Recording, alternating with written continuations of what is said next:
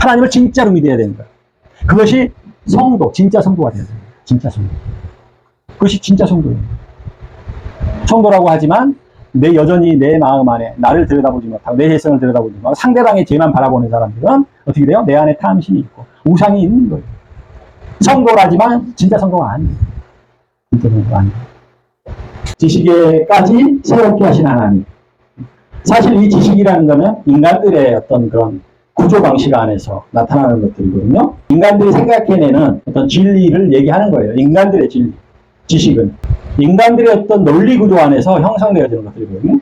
근데 하나님은 그 인간들의 논리 구조 안에 있는 지식에까지도 우리를 새롭게 하시는 그런 하나님이라는 거예요. 우리 인간들이 그런 지식 구조를 가지고 막 이렇게 하나님을 막 찾고 하나님을 연구하고 이렇게 하는 것들, 오히려 이게 문제가 되어질 수 있지만 하나님께서 이 지식의 구조에 대해서 하나님께서 개입하시고 그 안에 하늘의 그 진리를 함께 입혀주신다는 얘기예요. 그래서 정말 건강한 성도들은 하늘의 것과 땅의 것을 무조건 갈라내는 것이 아니라 왜냐하면 세상에는 하나님께서 구원하시고자 하는 많은 존재들이 있단 말이에요. 그래서 우리가 하늘의 것과 땅의 것을 무조건 이원론적으로만 정리해버리고 말아버리면은 지식은 나쁜 거야. 무조건적으로 나쁜 거야. 무조건적으로. 무조건적으로 나쁜 거야. 그래서 문제는 뭐야? 문제는 우리가 하늘의 것과 땅의 것을 알았으면 이제 땅에 있는 저들에게 하늘의 것을 전파하기 위해서 땅에 있는 그 지식을 가진 자들에게 지식적으로 하늘의 것을 설명할 수 있도록 땅의 어떤 것들에 대해서 무조건적으로 배타적으로 하지 않고 하나님과 다른 어떤 그런 것들을 무조건적으로 배타하지 않고 그런 것들로부터 돌이킬 수 있도록 하나님께서 역사를 하신다는 그런 뜻이에요. 그래서 오늘 말씀 잘 들어보시면 우리가 우리의 삶의 기준, 삶의 방식 안에 혼란스럽고 혼돈스러운 것들에 대한 것들이 이제는 좀 정리가 되어지고 그것을 수용하게 되고 받아들여지게 되고 혼란스럽지 않다는 거예요. 이제 그런 사람들 뭐라고 그러냐? 진리의 자유함이 있는 사람들. 진리로 인해서 자유해진 사람이 되어졌다라는 거. 생각에, 사고에, 느낌에 확장성을 가진 사람들. 그렇다고 하나님을 버리는 것이 아니라 그래서 오늘 말씀에서는 우상을 얘기해요. 근데 이 우상이 어떤 것인지 이제 말씀을 잘 들어보시길 바라요. 자, 우리는 영적으로 그리스도와 연합된 성도인데 그 성도라는 어떤 성도를 의미할까요? 영적으로 그리스도와 우리가 연합했다는 거예요. 영적으로 그리스도와 연합했기 때문에 교회 나와서 예배 드리는 거예요. 예수님의 어떤 그런 사람을 사랑하고 하나님을 사랑하는 그런 마음과 함께 한다라는 거. 이것이 연합이라는 거예요. 예수 그리스도와 우리가 연합된 자들이라는 거야. 영적으로는. 그렇다고 한다면 이런 성도들은 어떤 의미를 가지고 있느냐. 바로 옛사람을 버려버리고 옛사람을 버려버리고 새 사람의 성품으로 바뀌어진 그 성도를 얘기하는 거예요. 우리에게는 영혼육이라는 이 세 커플의 단계가 있어요. 그래서 옛사람이라는 건 뭐예요? 옛사람이라는 것은 신체적인, 육신적인. 그러니까 육신은 제가 들어와서 이 육신은요 탐심으로 가득 차 있다는 거예요. 육신 안에는 탐심이 있는데 이 탐심이 뭐냐? 하나님을 대신해서 다른 것들을 섬기는 것들에 대해서 우리가 우상이라고 하거든요. 근데 오늘은 그렇게 다른 대상으로부터의 우상이 아니라 내 안에 이 우상이 사실은 불안하기 때문에 황금 송아지를 하나님이라고 하는 거예요. 우리가. 이 얘기는 뭐냐면 우리 안에 그 탐심이 있기 때문에 탐심들이 있기 때문에 그것을 우상으로 삼는다는 거예요. 그래서 우리 안에 내면 안에 존재하는 우상적 그 요소들 우상적인 어떤 기류, 내 안에 담겨져 있는 것. 탐심, 탐욕, 이런 것들을 통해서 우리는, 나를 이롭게 하는 거야, 나를 이롭게 하려고 하는 그런 탐심들이 있는 것을 이제 우리의 내적인 그런 우상이라고 얘기를 하는 거예요. 그래서 옛사람의 형상을 버려버려야 되는 거예요. 탐심이 가득한 옛사람의 모습을 버리고 새 사람을 입으려는 거예요. 새 사람을 입는 건 뭐야? 그리스도를 통하여서 연합된 자. 옛사람으로부터 새 사람으로 거듭난 자를 말씀드리는 거예요. 그리고 본문에서는 성도들이 대인관계에서 어떤 성품으로 관계적인 그런 실천을 해야 돼요. 이 본문에서는 성도들이 대인관계, 다른 사람들과의 관계에서 다른 관계에서 어떤 마음의 성품을 가지고 그 사람들과 관계를 해야 되느냐. 관계적 실천을 해야 될 것인가. 이것이 우리 영적인 성도들의 생활, 원리가 그 안에 담겨져 있는 오늘 말씀한 생활 원리. 다른 사람과 관계하는 방법도 달라져야 됩니다. 왜? 옛사람이 죽었으니까. 새 사람으로 거듭났으니까. 새 사람으로 거듭나여진 이런 어떤 관계적 구조를 통해서 다른 사람과 관계를 하고 또 내 생활의 어떤 패턴, 내 생활의 패턴 있잖아. 옳고 그름에 대한 생각과 이런 것들에 대한 좀 확장성을 가지고 옳고 그름이 그렇다고 진리가 아니라는 게 아니에요. 응? 옳고 그름 율법 안에서의 큰 진리야. 그런데 이 진리가 예를 들어서 중학생에서 고등학생에서 대학생이 되어지게 되면 이제 윤리적인 차원, 도덕에서 윤리적인 차원으로 바뀌어진다는 뜻이야. 옳고 그름이 바뀌어지면 어떻게 될까? 이 옳고 그름이 바뀌어지면 이제 그것이 사랑이라는 게 되는 거야. 사랑. 그러니까 여전히 옳고 그름 그 안에 있어. 내가 그렇게 행동을 하면 안 돼. 그렇지만 저 사람을 내가 너무 사랑해서 옳고 그름을 통해서 저 사람을 정죄하거나 저 사람에 대한 어떤 그런 안 좋은 어떤 그런 복수를 한다든가 중보를 한다든가 하는 것들이 녹아내려지고 사랑으로 이렇게 마음이 바뀌어지는 옳고 그름이 이렇게 바뀌어지는 거야. 이렇게 바뀌어. 그러니까 새 사람을 입었으면 우리는 이렇게 돼야 되는 거야. 새 사람을 입었음에도 불구하고 여전히 탐심이 있고 저 사람이 잘된 꼴을 못 보고 저 사람이 못한 것들에 대해서 그냥 아까도 말씀드렸지만 우리가 생물학적 그런 본능으로만 저 사람을 판단하려고 그러고 옳고 그름 옳은 사람은 상을 줘야 되고 옳지 못한 사람은 벌을 줘야 돼. 이게 좀 더 심해지잖아요. 옳은 사람들은 계속 살아도 되지만 틀린 사람들은 죽어야 돼. 이렇게 바뀌어지는 거야. 사회적 진화론 안에서 이렇게 되어져 버린다. 그러니까 이게 굉장히 무서운 거란 말이야. 무서운 거. 옳고 그름에 대한 성장하는 그런 어떤 그 과정을 거치자면 굉장히 우리 무서운 사람이 돼. 돼버려. 나도 모르게. 근데 그게요, 뭐 내가 안 되고자 해서 안 되는 게 아니에요.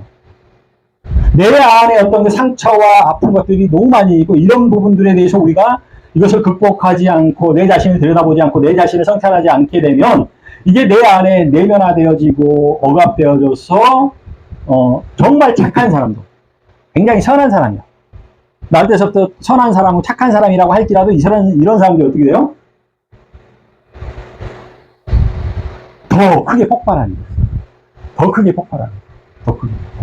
그래서 우리는 착하든 악하든 날 때 우리 모두가 다 죄인이고 죄인이라는 것은 내가 착하다고 나를 인정을 했든 착하지 않다라고 내가 나를 인정을 했든 간에 우리는 착한 모습도 그 안에 죄가 묻어 있을 수 있기 때문에 죄로 바뀔 수 있기 때문에 내 자신을 성찰해야 되고 악한 사람이라고 할지라도 내 자신을 들여다보고 성찰해야 돼요. 그래서 내 안을 들여다보는, 내 죄를 들여다보는 그 성찰 과정이 그래서 중요하게 거야. 근데 내 안에 성찰을 들여다보는 것이 너무 힘들고 어려워서 접근하기가 힘들어요.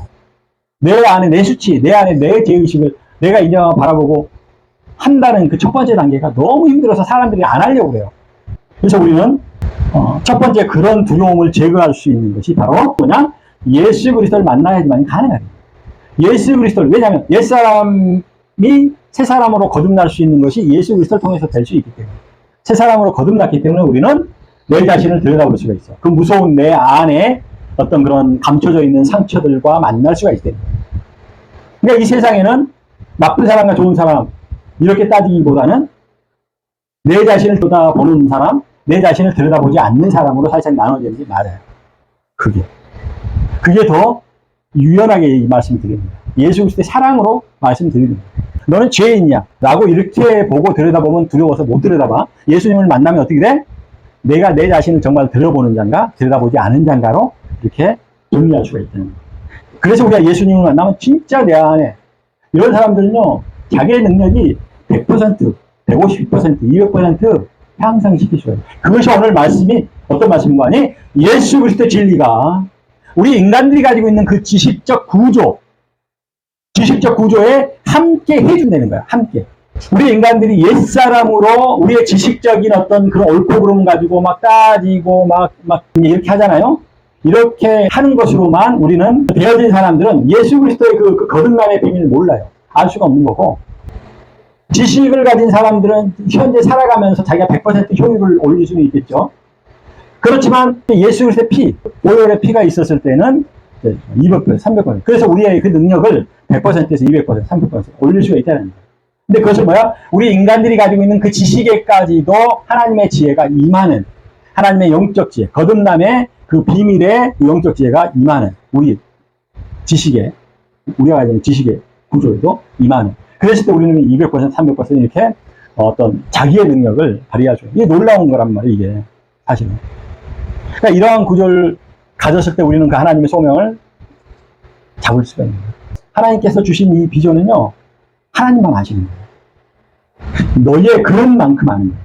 네가 하나님을 만나서 하나님과 얼마나 많은 깊은 그러한 대화를 했는가에 따라서 그 비전의 깊이와 비전의 크기가 달라지는 것 같아요. 그것은 꼭 목사로서만이 아니에요. 일반 성도로서도 마찬가지예요. 일반 성도로서도 그런 비전을 품을 수가 있더라고요. 제가 경험한, 제가 지금까지 신앙생활을 해오면서 하나님과 만남 가운데 실제로 하나님께서 주신 소명을 이건가 저건가 저건가 이건가 자꾸 사람들은 이상해요. 사람들은 목사님한테 호의를 베푸는 거죠. 호의를 베풀어서 나 이렇게 해주고 싶어, 이렇게 해주고 싶어. 근데 목사님이 그걸 거절을 하는 거죠. 그러니까 그 사람들은 목사님 말씀이 이상한 거예요. 나도 이상해요. 나도. 그러니까 사람들의 지식으로는 그게 이상한 거야. 이상한 거야.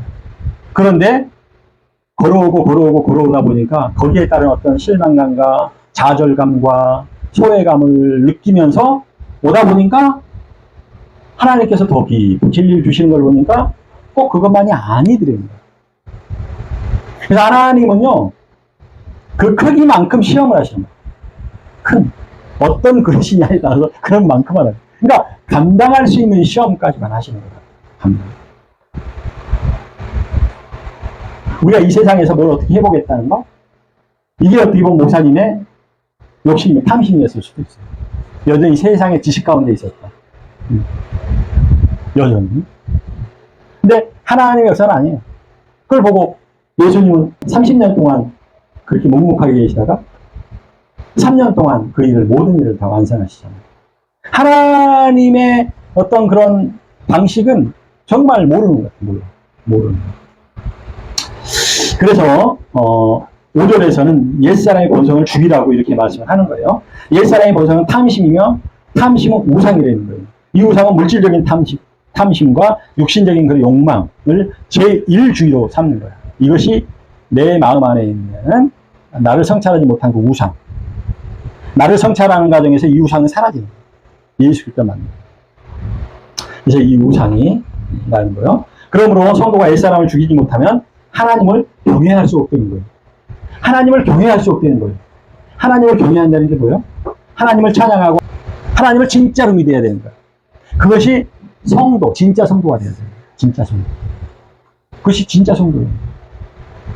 성도라고 하지만 여전히 내 마음 안에 나를 들여다보지 못하고 내 죄성을 들여다보지 못하고 상대방의 죄만 바라보는 사람들은 어떻게 돼요? 내 안에 탐심이 있고 우상이 있는 거예요. 성도라지만 진짜 성도가 아니에요. 진짜 성도가 아니에요. 이게 내 자신을 들여다보는 거예요. 내 자신을 들여다보니까 너무 허송세월하는 것 같아요. 근데 그렇지 않아요. 하나님은 놀랍게 거기서 전환을 해주시고요. 그런 만큼 하는데, 그런데 그 진리를 알고 나면 그런 고난 가운데 있으면서도 즐거움이 있어요. 행복이 있어요. 진짜. 이건 흐트러지지 않은 그런 행복이죠. 성도란 예수 그리스도를 믿고 죄사함을 받은 새 사람이므로 하나님을 경외하지 않은 성도는 성도가 될 수 없다라는 그런 뜻이에요. 그래서 하나님은 자기를 창조하신 이의 형상에 따라 성도를 그 성도들의 지식에까지 사람만 새롭게 하는 것이 아니라 지식에까지 새롭게 한다는 뜻은 뭐냐면 내 안에 탐심과 탐욕까지 지식까지 새롭게 해주신다는 뜻이에요. 새롭게 해주신다는 뜻.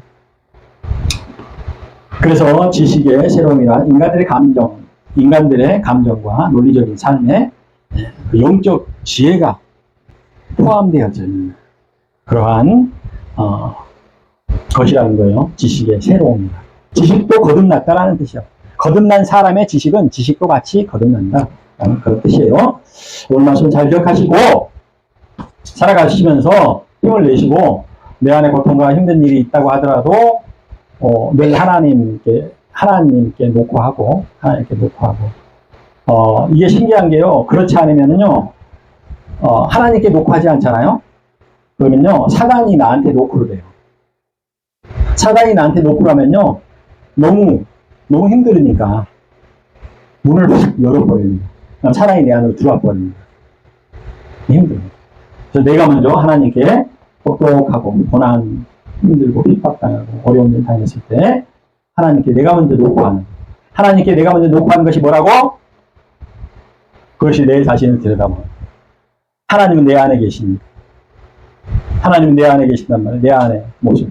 죄된 모습을 봤을 때 두려움을 다 제거해줘. 하나님, 내 안에 계십니다. 말씀 잘 기억하시기 바라요.